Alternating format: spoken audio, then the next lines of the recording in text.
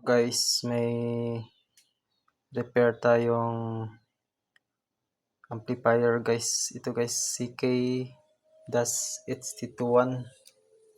So sabi ng may-ari nito guys, kaya daw gumana ng ganyang mid, pero yung sub nya guys gumagana naman. So testing muna natin guys at i-check natin guys kung ano yung pinaka problem nya. Yan guys, meron namang sound yung kanyang sub. So nakakabit na yan guys yung kanyang dito yung mid, pero ayaw mag sound. So check natin to guys kung ma-repair natin. So ito guys, ito yung pinakalaman niya guys. So dito yung kanyang pinaka amplifier section, itong may sync. Ito naman yung kanyang tone control. So check natin dito guys kung saan yung part ko may problem. So ito guys yung pinaka IC nya guys. Ito yung sa sub.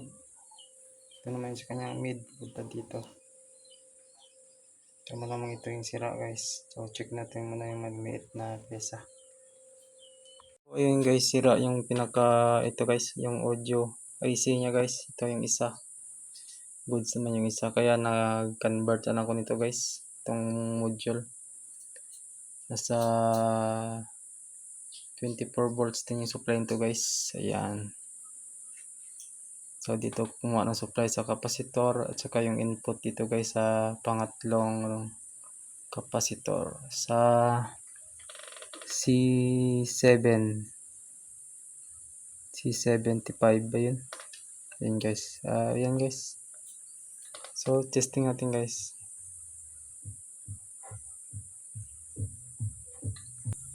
So yun guys. Meron na siyang mid. Patayin natin yung kanyang sub. Ayan guys, tumutunog na guys.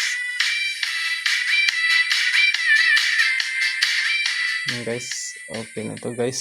Yan na yung remedyo natin guys, kasi hirap mahanap nito yung AC na to. Walang number. Kaya ito na guys. Goods na yan guys. Ma-adjust naman yung kanya.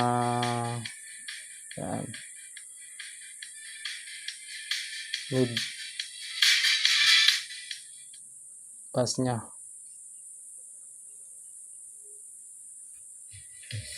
Yan. Okay. Yan na lang guys. Sundan nyo lang guys. Yan yung wiring nya. Kumuha ng supply dito. Tsaka ito yung module guys. Screenshot mo na lang. Tsaka check mo sa Shopee. Maraming module ito guys. May mas taas dito guys. Pero ito guys, maganda pang siksik. Tsaka maliit lang yung speaker. Pwede na pang Twitter. Okay.